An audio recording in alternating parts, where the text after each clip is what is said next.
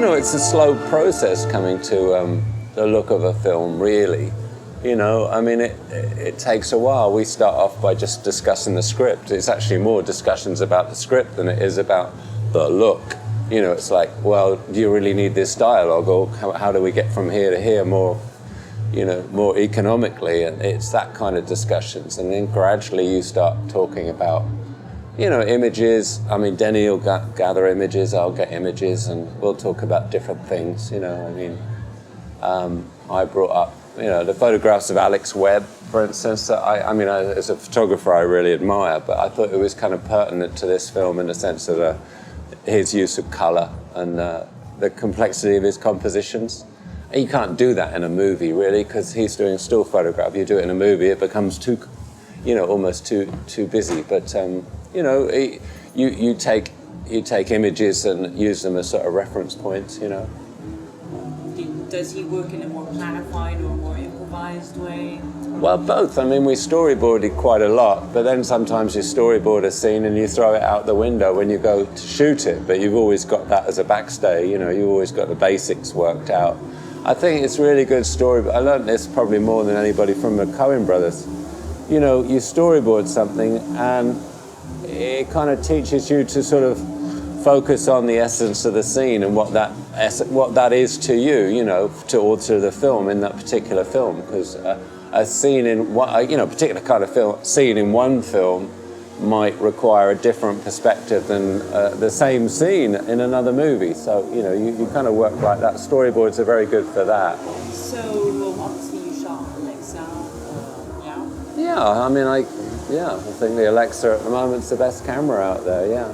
We shot Open Gate, the first time I've shot Open Gate, yeah. I mean, it's funny, because only a few months previously I heard that there was this opportunity to use more of the sensor and get a slightly higher resolution. So, yeah, I didn't realize it was possible before, but that, yeah, it was good, yeah. And do you shoot at the 800 ASA base? Mostly, I mean, on some night exteriors, if I really need the exposure, I'll go to 1280 or something like that. But I did more of that on Prisoners than on Sicario. Sicario was mostly 800, yeah. I think there's one night exterior we pushed it a little bit, yeah. And you use master primes? Yeah, master primes, yeah. Did you work at full aperture? Most of it, the night scenes, you know, shooting around, yeah, more or less wide open or two, you know. But the day scenes, I like, you know, if you're shooting a bright exterior, I like to shoot at a deep stop because I think it reflects, you know, what I see by eye on a bright day. But it just depends on the scene and the shot. But that's generally my approach, yeah. And do you have LUTs and DITs? Yeah, I've worked with a DIT ever since In Time, the first digital film I did. Same DIT, been with Skyfall and Unbroken and everything.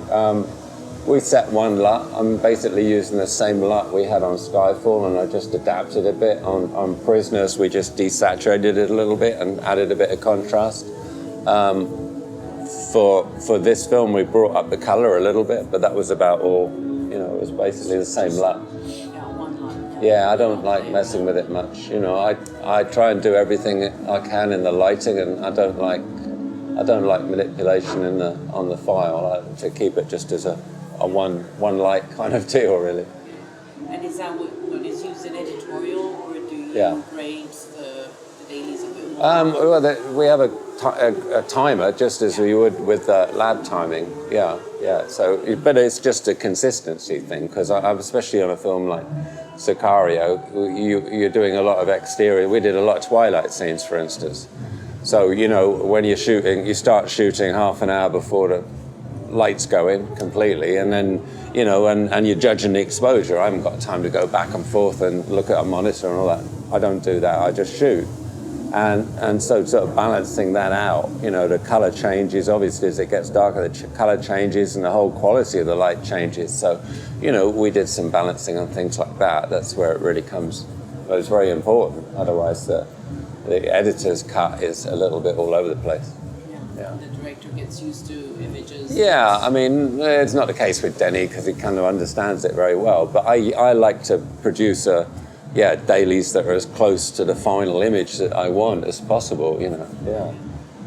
And the grading, how did that I think we used 6 days doing a DI, yeah, it was pretty fast, really. It was sort of there, you know. I mean, you do some things are balancing a few things out, the odd sort of window here and there, but not much. I say most of it I do in camera, really.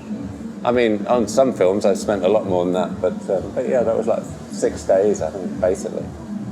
And did you feel the open gate helped out in grading? Yes, well, it helps a lot. I mean, especially on those wide exteriors, the wide day, bright exteriors.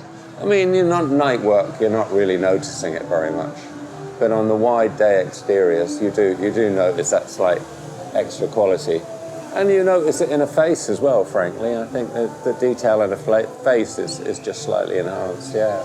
I thought the image quality, you know, in terms of its resolution and just that tiny little bit of movement from the feeling of the pixels moving or whatever, just the Alexa has a little bit of life to it.